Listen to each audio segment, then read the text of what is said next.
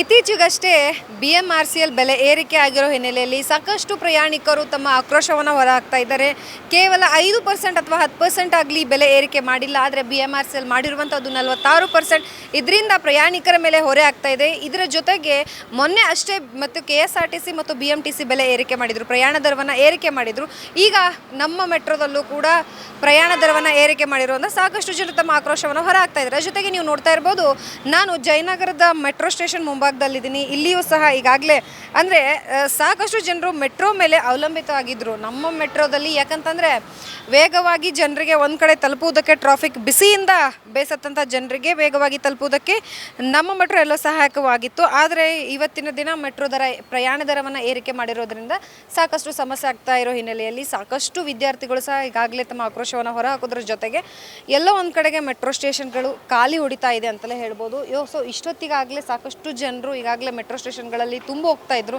ಆದರೆ ಈ ಸಮಯದಲ್ಲಿ ಮೆಟ್ರೋ ಕಡೆಗೆ ತಿರುಗೂ ನೋಡ್ತಾ ಇಲ್ಲ ಜನರು ಅನ್ನುವಂಥದ್ದು ನಮಗೆ ಸ್ಪಷ್ಟವಾಗಿ ಕಾಣಿಸುತ್ತೆ. ಸೊ ಸರದಿ ಸಾಲಿನಲ್ಲಿ ಸಾಕಷ್ಟು ಜನರು ಈಗಾಗಲೇ ಬರ್ತಾ ಇದ್ರು. ಆದರೆ ನೋಡ್ಬೋದು ನೀವು ಯಾವ ರೀತಿಯಾಗಿ ಜನರು ಬರ್ತಾ ಇದ್ದಾರೆ ಅಂತ ಹೇಳಿ. ಸೊ ಒಂದಷ್ಟು ಜನರು ಈಗಾಗಲೇ ಬೇಸರವನ್ನು ಕೂಡ ಈಗಾಗಲೇ ವ್ಯಕ್ತಪಡಿಸಿರುವಂಥದ್ದು. ಇಲ್ಲಿರುವಂತಹ ಪ್ರಯಾಣಿಕರು ಸಹ ನಾನು ಮಾತನಾಡಿಸುವುದಕ್ಕೆ ಪ್ರಯತ್ನ ಪಟ್ಟೆ. ಅವರು ಸಹ ಹೇಳಿರುವಂತಹದ್ದು BMRCL 46% ಬೆಲೆ ಏರಿಕೆ ಮಾಡಿರೋದ್ರಿಂದಾಗಿ ಸಮಸ್ಯೆಗಳಾಗ್ತಾ ಇದೆ ಅಂತೆ. ಸೊ ಇಲ್ಲಿ ಪ್ರಯಾಣಿಕರಿದ್ದಾರೆ, ನಾನು ಅವ್ರನ್ನ ಮಾತಾಡ್ತಾ ಹೋಗ್ತೀನಿ. ಸರ್, ಈಗಾಗಲೇ ಏನೋ ಮೆಟ್ರೋ ದರ ಏರಿಕೆ ಆಗಿದೆ ಸರ್, ಏನು ಹೇಳ್ತೀರಾ? ತುಂಬ ಜಾಸ್ತಿ ಮಾಡಿಬಿಟ್ಟಿದ್ದಾರೆ ಮೇಡಮ್. ಏನೋ ಒಂದು 10% 5% ಮಾಡಿದರೆ ತುಂಬ ಚೆನ್ನಾಗಿರೋದು. ಇವಾಗ ನೋಡಿ, ಒಂದಕ್ಕೆ ಡಬಲ್ ಕೊಡ್ತಾ ಇದ್ದೀವಿ ಇವಾಗ. ಸರ್, ಈಗ ನೀವು ಮುಂಚೆ ಎಷ್ಟು ಕೊಟ್ಟು ಹೋಗ್ತಾ ಇದ್ರಿ? ಅಲ್ಲ, ಇವಾಗ ಮುಂಚೆ ನೋಡಿ, ನಾವು ಇರೋದು ವಾಜರಳ್ಳಿಯಿಂದ ಗೌರ್ಮೆಂಟ್ ಶಾಪ್ ಫ್ಯಾಕ್ಟ್ರಿಗೆ 52 ಕೊಡ್ತಾ ಇದ್ವಿ. ಇವಾಗ 76 ಕೊಡ್ತಾ ಇದ್ದೀವಿ. 76 ರೂಪಾಯಿ. ಅಲ್ಲ, ಇವಾಗ ಮೊದಲು ಅಲ್ಲಿಂದ ವಾಜರಳ್ಳಿಯಿಂದ 4th ಬ್ಲಾಕ್ಗೆ 23 ಇತ್ತು. 23 ಎಷ್ಟು ಅಂತ ಗೊತ್ತಿಲ್ಲ, ನೋಡಿ ಚೆಕ್ ಮಾಡಬೇಕು. ಇವತ್ತೇ first travel after the increase. ನಿಮಗೆ ಎಷ್ಟು ಕಷ್ಟ ಆಗುತ್ತಾ ಅಥವಾ ಏನು ಹೇಳ್ತೀರಾ ಸರ್? ಅಲ್ಲ, ಕಷ್ಟ ಅಂದರೆ ಕೊಡ್ಬೋದು, ಬಟ್ ಅನ್ನೆಸರಿ ಪಬ್ಲಿಕ್ ಮೇಲೆ ಇದು ಮಾಡಿದ್ದಾರೆ. ಏನು ವಾಟ್ ಈಸ್ ದಟ್, ಜಾಸ್ತಿ ಸುಮ್ಮನೆ ಪ್ರಯಾಣಿಕರಿಗೆ ಒಂಥರ ಜಾಸ್ತಿ ಕೊಟ್ಟು ಓಡಾಡ್ದಂಗೆ ಆಗ್ತಾ ಇದೆ ಅಷ್ಟೇ.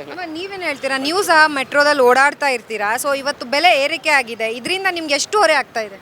ನಮಗೆ ಆಲ್ಮೋಸ್ಟ್ ಅದೇ 60 to 70% ಜಾಸ್ತಿ ಅನಿಸ್ತಾ ಇದೆ, ತುಂಬ ಜಾಸ್ತಿ. ಅಟ್ಲೀಸ್ಟ್ ಒಂದು ಈಗ ಅವರು ಹೇಳ್ತಾರೆ 7 ವರ್ಷ ಆಯಿತು ನಾವು ಮಾಡಿಲ್ಲ, ಇವಾಗ ಮಾಡ್ತಾಯಿದ್ದೀವಿ ಅಂತ ಹೇಳ್ತಿದ್ದಾರೆ.